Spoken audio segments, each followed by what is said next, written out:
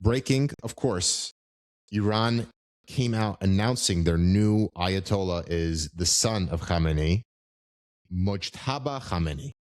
And what's been expressed, and it sort of troubles me, but sort of doesn't, is there was skepticism within Iran that's being reported because of his limited executive background, I guess, and his limited, even clerical background. I guess this means, number one, I think the Council of Advisors or the Councils of Experts is what they call it. Specifically, we're looking to, number one, harden their stance ideologically of what they want Iran to be if they really just resist this out, wait this out. The Americans and Israelis leave before the regime falls. In Admiral Stavridis' words, I mean, worst case scenario, the regime waits this out. They live to fight another day. And Iran is actually worse than it was before this invasion. I already know, I mean, loyal Michael Smerconish listener here, he's going to say that this is the ultimate thumb in the eye of the American people.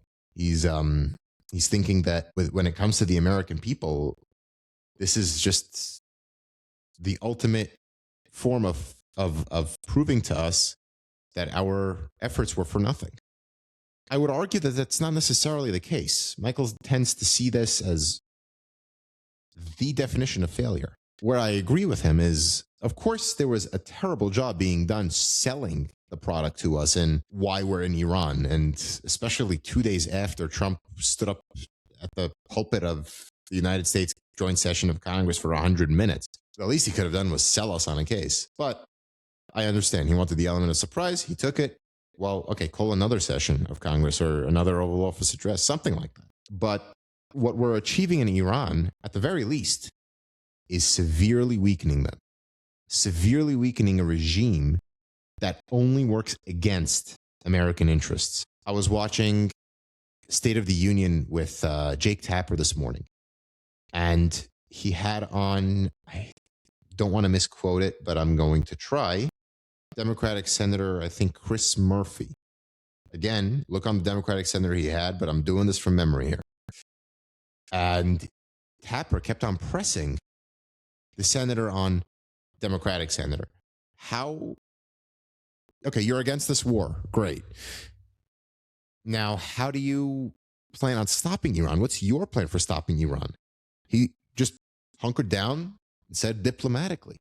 He said that the deal was working. No, it wasn't. The deal was incomplete. The deal had a sunset, and the deal had notice before inspections. The deal didn't have disclosure of every nuclear facility. It required us to trust the Iranians. Didn't require us to trust and verify based on their own behavior in history. You should distrust and still verify. The deal didn't have that. Diplomatically was not the only answer, or shouldn't have been the only answer by the senator.